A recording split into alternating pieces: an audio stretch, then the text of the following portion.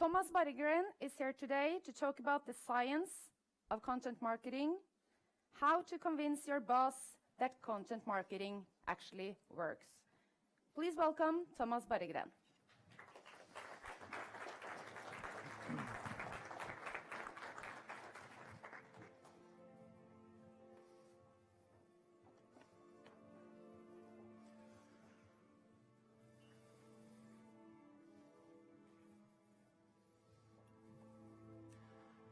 Time to cut, I think.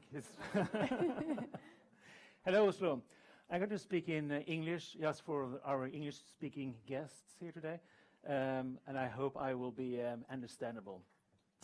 This is me as a young kid, or it could be actually, because I was very interested in science already as a child. I was doing astronomy, geology, electricity, you name it, and I have done it, more or less. But lately I've been quite interested in marketing. And I've also been thinking there must be some kind of science behind marketing. Of course there is, but behind content marketing. And that is what I'm going to talk about today. But first, just to set the stage, to give some idea of why.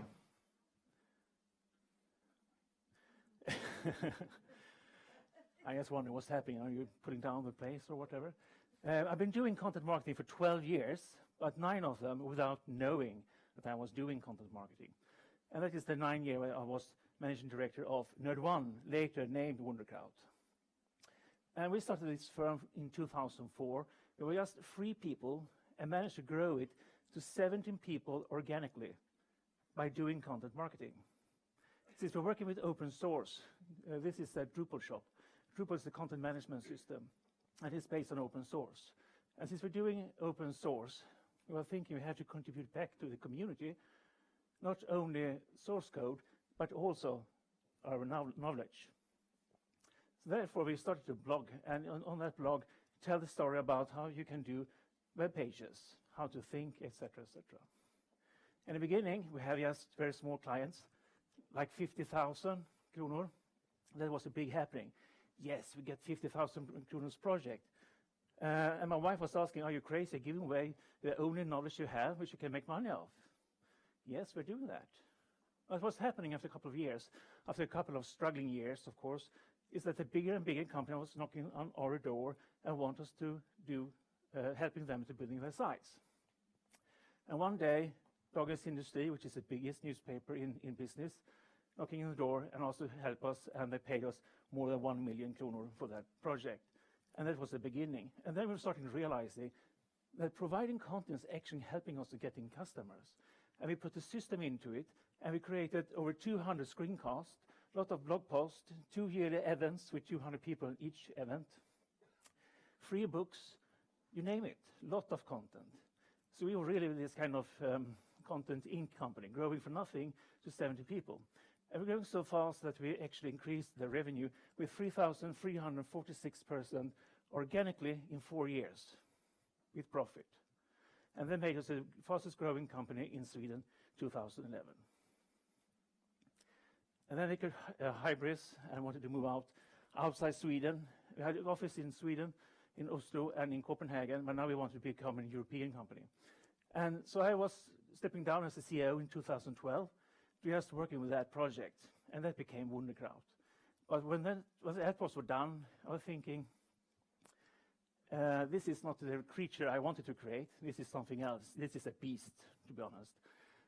So I want to be small again and just take this experience of a growing company from 3 people to 70 people with doing content marketing. And that was the beginning of Kntnt. And we do software, but we also do a lot of these things, meetings with clients, where we're helping them thinking of strategies. And one question is popping up all the time, and that is, how can we convince the boss about content marketing? The communication manager, the marketing manager, usually understands the point of it, but how to convince the CIO, for instance? That's the question.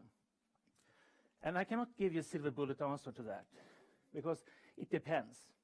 If it's a very sales-oriented CEO, then you have to talk about sales, of course. If it's more a branding kind of person, then you have to talk about building the brands, etc. So it depends really. One thing I think is very important is to try to understand the pain point. What is the pain point of the CEO? What is he or she is trying to accomplish? And ask yourself, how can we contribute to that pain point? How can we contribute to actually reduce that pain point by doing content marketing? And that is what we're doing in these meetings we have here. But there is one problem, and that problem we have already heard of, that it takes time, a lot of time before you actually get to see results. The CEO wants to see results in 3 months, but you can't deliver results in 3 months. Maybe you can start to see the needle increasing a little bit when it comes to traffic, but nothing more. You have to give it like a year or 2, or maybe even 3 years before you're getting real results in the pain point solution. Meaning that you have to believe in it, and your CIO also needs to believe in it. Or at least he or she needs to understand that you really think you can solve the problem. And do you think that? It could be very nice to have some kind of science behind you, and that is the topic for today. So we're talking in the 4th chapter, and the first chapter is what's going on in business. And I like history. As I said, a science guy, I like history also. So going back to 1450, to the Gutenberg's time, since that day, people have owned these big channels where we can communicate. There are very few of them. They're very expensive. And if you, as a listener, an audience, want to take part of the communication, then you have to sit in front of one of these big pipes. As a marketer, we could just interrupt the stream of content and put our message out there to reach a big audience. That is how it was, till this guy come and destroy that for us. Destroyed. This is Tim Berners-Lee who invented the web. And the web is actually that he is giving each and every one of us small pipes, straws, which we can use to build our own communication. So now the trick is how can we get into this message? How can we get into this very small channel with our message? And we can't interrupt anymore. We need to actually earn that right. So what's happening, and will be forever, I think, actually, is the balance had tipped from the sender to the recipient. Today is the recipient who is in power, in charge of things. So we need to start to understand that. We can always try to bend and squeeze and put stuff into it, but there must be another solution for this. And that solution, Sara Rosengren, who is assistant professor at the Economics School in Stockholm, School of Economics in Stockholm, she's talking about you can do it in 2 ways. Either you can be in a context where people already have created some value for your audience and be there like a sponsor. Let's see an example of that.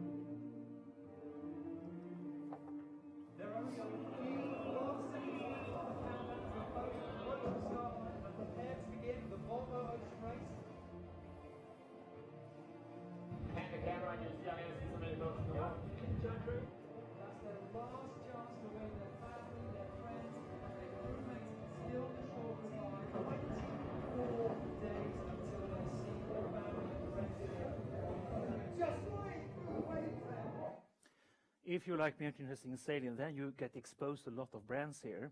Not only Volvo brand, but all the other brands who are sponsoring it.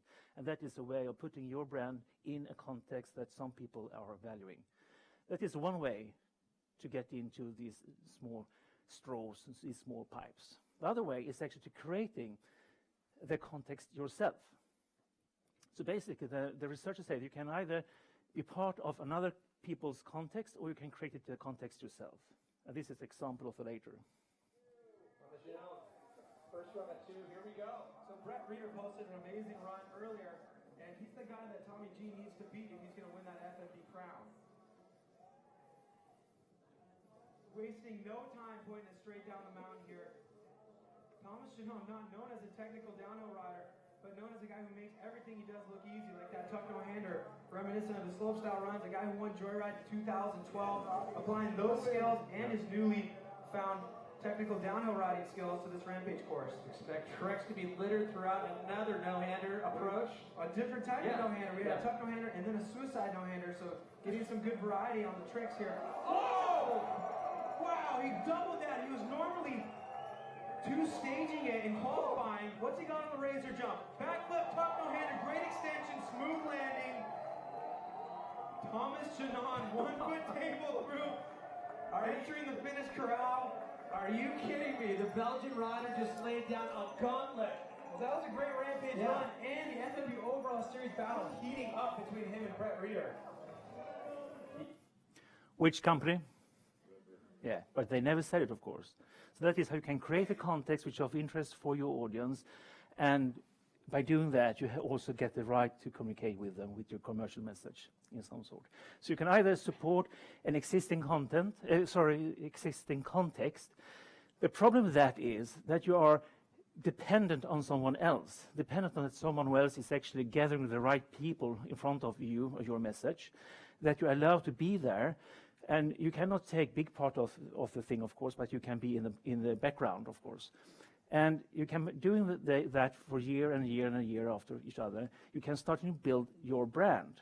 But one day, the organizer can decide to actually now someone else is going to take that place, and you lose it.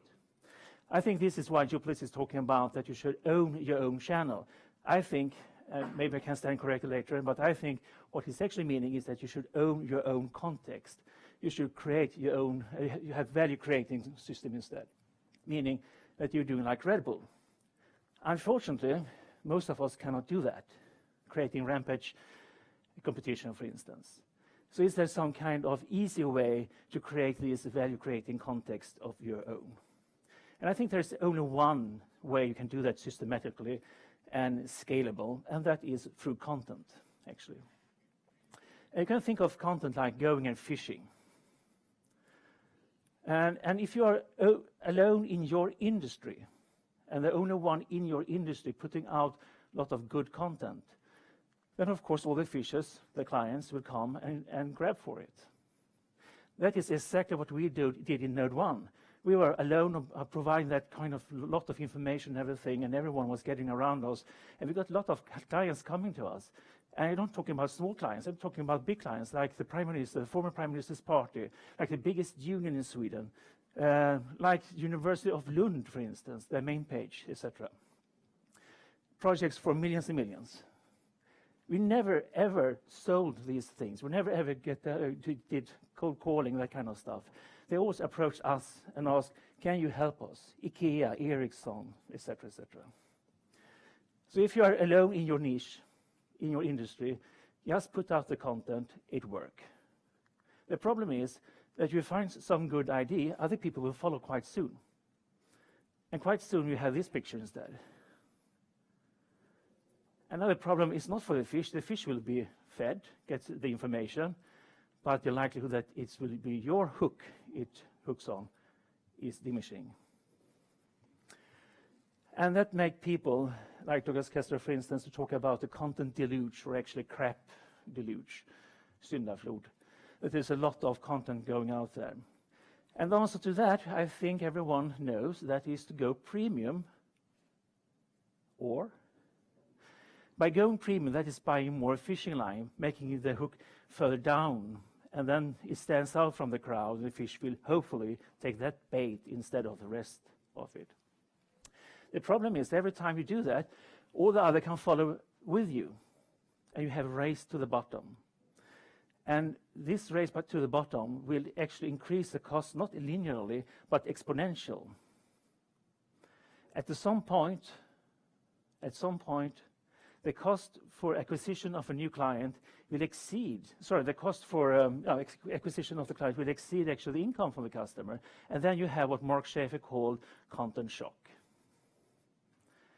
Content shock is, in my opinion, a quite misunderstood idea. Many people think when Mark Schaefer is talking about content shock, he means information overload.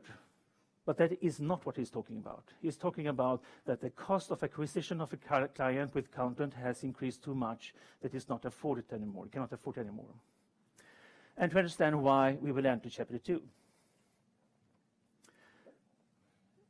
if you are looking out in the space for life, what is the first sign we're looking for? What is the first thing you're looking for to even consider if a planet can host some life? What is it? Anyone? Sorry?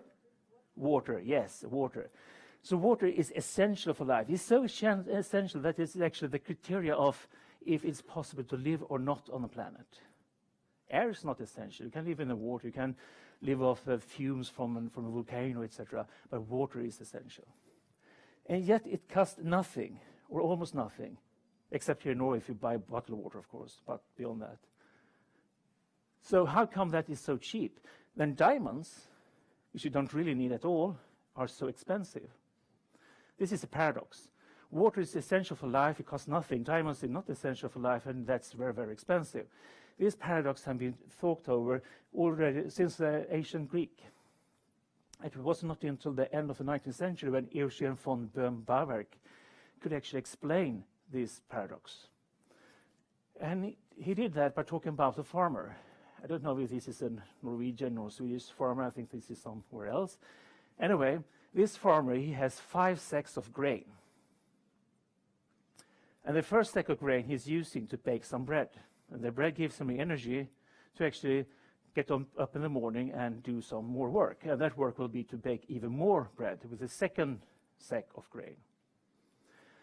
And with that bread, he get energy to actually go out in the field and sow the third sack of grain, so he get more bread in the future. And for the fourth sack of grain, he did whiskey. This is the proof of he's not from Norway, Scandinavia at all, because we make aquavit instead, of course. So he must be from Ireland or Scotland or somewhere else. And the fifth sack of grain he's using to feed his pigeon, or pigeon in general, because he liked pigeons. So one day he's waking up, and one of the 5 sacks is gone. Poof. What will he do? Will he stop baking bread, stop sowing, stop making whiskey? Of course not. He will just stop feeding the pigeons. No more pigeons. The day after that, you wake up again, another sack is gone, like that. What do we do now? Eat less? Sow less? No. Unfortunately, he cannot do whiskey anymore. And again, if he was from Scandinavia, of course, he would do another prioritization here, but this guy is clever, so he stopped doing whiskey. But not so clever, so he put a fence around his sacks. So the next morning, another one is gone. And now it becomes a little bit difficult, because he cannot anymore sow. But he has still bread so he can eat and go to the city and work. And that is how he can survive. Unfortunately, another sack is stolen the next night, and now he cannot bake any more bread in excess. He has only one. And for that one, he can go and actually be a beggar to survive from day to day. And then that one is stolen. He ends up here. So, the first sack is worth his life, but the fifth sack is just worth the pleasurement of seeing pigeons eating his seed. So despite it's the same kind of thing, they are valued quite different depending on how much you have. And in economics, that is called the law of diminishing marginal utility. So that is quite interesting, and it was explained in the 1870s. And Jeff Jarvis, who is a journalist professor at the University of New York, was applying this theory on journalist content. And he said this is the reason why we have people don't appreciate content anymore, why they're not willing to pay for newspaper or seeing TV, and etc., etc., etc. Because there is so much of it out there. We don't value it anymore. And if that is true for journalistic content, I assume it's valuable also for content that we do in content marketing. It's the same idea. Meaning, if we want to really stand out from the crowd, we must put in much more money than the actual increase of competition, giving this exponential growth in costs. And that is what's leading us to content shock. So what to do? Chapter 3. I think the solution is quite obvious. You have to, on a consistent basis, delivering valuable content day out, day in the same place, in the same manner, over and over and over and over again. If you do that, that content in that place, in that manner, will start to be considered as a brand, a content brand, som Joplitz is talking about. I prefer to think of it like a content product, like a magazine, for instance, that you can actually go and buy. And there can be like a website. This is our website. We're not talking about our products at all. It's just content, and we want it to be perceived like a content product. We even call it for content magazine. Or it can be a podcast, or it can be an event. We have done breakfast events every month since the fall of 2013, and it starts to become a really brand in the content marketing community, in the marketing community in Sweden. So that's a content product. And since you can think of it as a product, you can also apply different kinds of economical analysis on it, like a product, like Porter's 5 forces. So you start to think about your content. What is the bargaining power of buyers, for instance? What is the threat for substitute products to your content, etc.? You can start doing that kind of analysis. And you also, of course, need to think of your strategy. And Porter says you have actually 3 kinds of strategies. You can either have a cost leadership strategy, and that is more or less this guy, because there is only one guy who has enough money so he can actually take the race to the bottom and still be winner in each industry. There's one guy, one company in each industry who can be the winner when it comes to just pushing out more and more and more content. They can be you in your industry, maybe. But more likely you have to choose one of the 2 other generic strategies. That is focusing, meaning that you're focusing on a particular kind of issues. And you have all kinds of hooks and whatever you need to make them happy. You're trying to really satisfy that group of clients. Or you make a differentiation, meaning that you try to stand out from the crowd in some sense. So you have to think that through. Can you not be the cost leader, meaning that you can have the lowest internal cost of producing content so you can compete everyone else out of the business when it comes to content marketing in your industry? Then you have to choose either focus or differentiation. So start to think about your content production as a content product and make a strategy for each of your content products. Which leads us to the 4th chapter. This is Sara Rosengren again. She's my favorite researcher in this area, actually. And she, together with Mikael Dahlén, in Sweden, Mikael Dahlén is very known because he looks like something completely different than the professor. He has black hair and black nails, color, etc., etc. But he's ranked number 10 in the world when it comes to advertising. He's ranked number 10. So he and she have written this paper together. It's based on 5 studies they have done with more than 1,700 people and more than 100 brands. They have looked at how are people reacting on advertising, long-time advertising.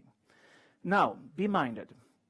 In the academic world, when they're saying advertising, they don't mean advertising. They mean all kinds of commercial communication, all kinds of communication done for commercial purposes, even PR. Is advertising in the academic world. So content marketing is this, for instance, all kinds of communication. And what they have to find out, actually, is that by providing content constantly in the same place and same manner, you're building what they call advertising equity. And you can read this paper with all the G2 distributions and everything, or let me explain what that is about. I'm going to make an analogy here. Assume that you are a car maker, that you make cars. You do that, and you provide that to the market, and in return you want to have some kind of payment. And most of the payment will, of course, be used to pay for the material, for the staff, for the the factory, etc. And a little bit of it will be left over, and you can put that in a jar, and that will accumulate your financial equity.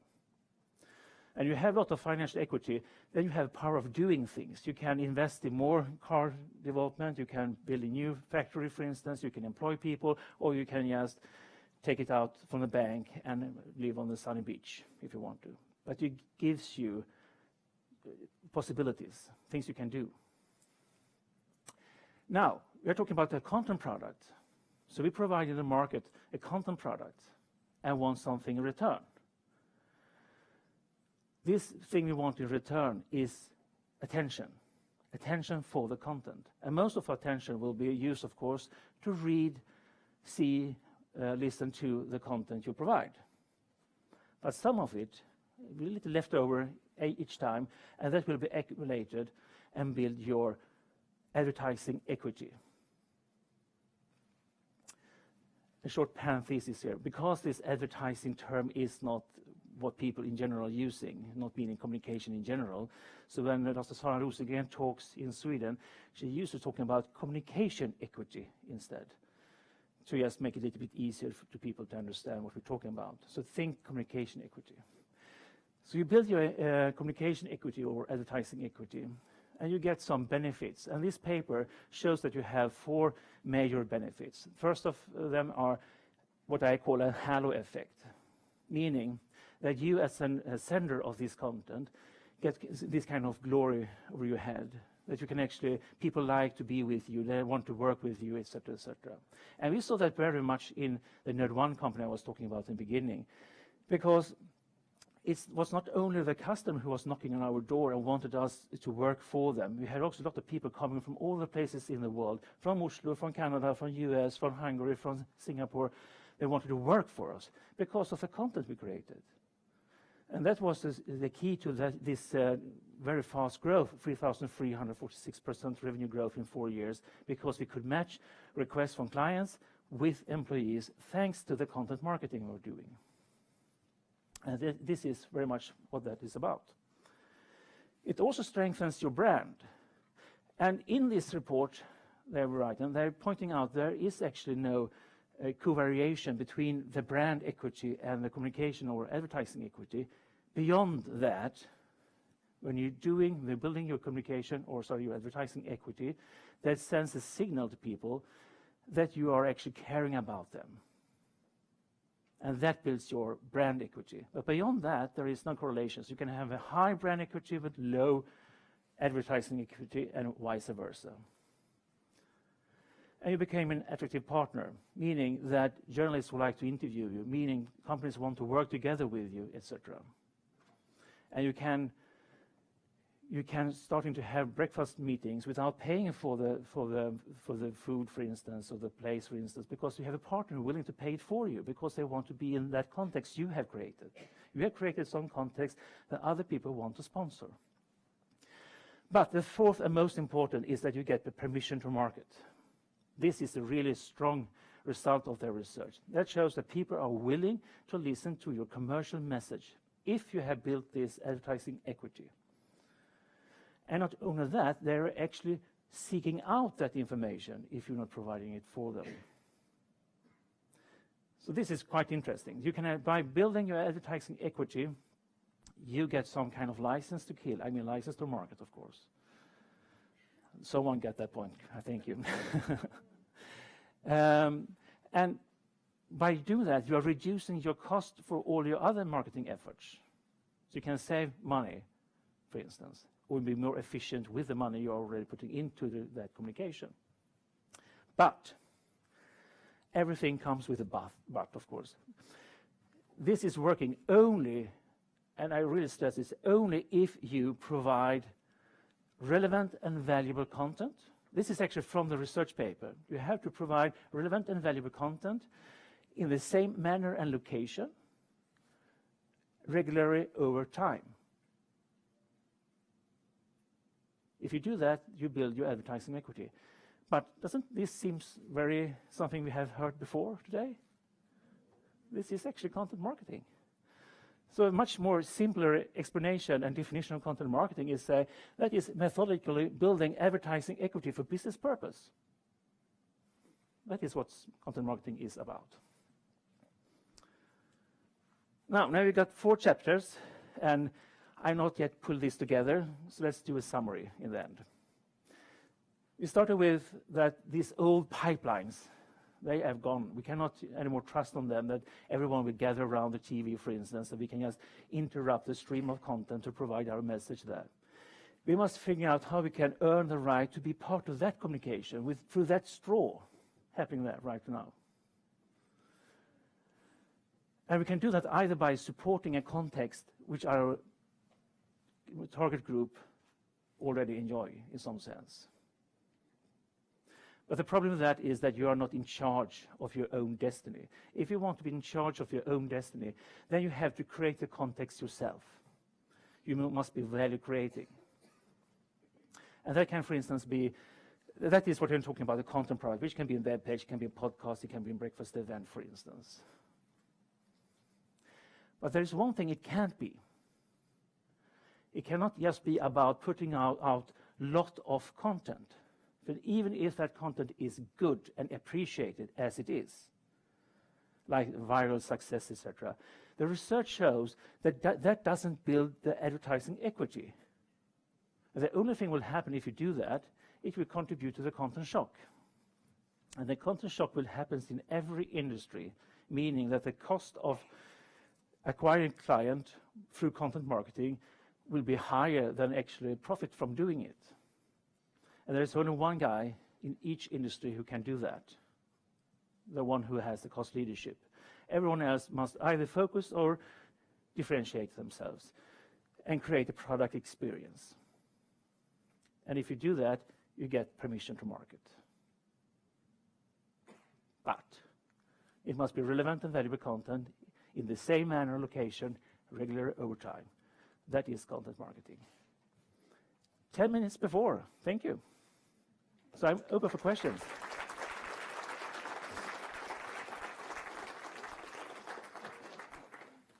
Sorry? Any questions? She's not prepared here. Yeah. Yes. Thank you. Questions? Anybody? Questions on Twitter? No? Come on. One more book. We have one more book. Anna, you need one book, yeah. You have. How did your company start creating content? What kind of content did you get into? Did you do research about your audience at first, or did you build the audience first, or what did you do? The former company I was talking about, Node1, it was just a luck, really. We have never, ever heard about content marketing. It was just this idea. We are in open source business, and open source is about the community, and you contribute to the community. And we wanted to contribute in more ways than just by source code. So we started doing blogs, and the very technical blogs about how you're using that module, that plugin, and make that things happen, etc. And eventually that led to that more and more clients coming and knocking our door, and at some point we understand actually this is some kind of lead generator we have here. And then we started to pursue it a little bit more strategically, but still not as I would like to do it today. And that experience and that thinking around that in 2012 led me to start the content agency. And of course, when we started this one, we started another end of the scale. But I still didn't know about content marketing, to be honest. In January 2013, I was sitting down and bring up the Google, of course. And I would like to work with content, and I would like to work with marketers. And you put content and marketers into your Google search result, then, of course, you can get to the CMI webpage. And I realized, well, there is a word for this. And it's well explained also. There's also a definition of what you have to do content marketing. And I also started to realize that there are other companies out there doing the same kind of experience as we have done in the old company, like Copyblogger, for instance, starting by blogging and creating a business. So this one is actually set up to be a Kntnt Inc. example. But it takes time. It takes really a lot of time. So I still expect, I mean, we've seen today a lot of requests of doing workshops and that kind of stuff. We're launching our software, etc. But I still expect it to take like 5, 6, 7 years before the really breakthrough will come. So even if you do content marketing, it takes time, in my thinking. That's the answer. Thank you very much. Thank you, Thomas. It's for you. Thank you.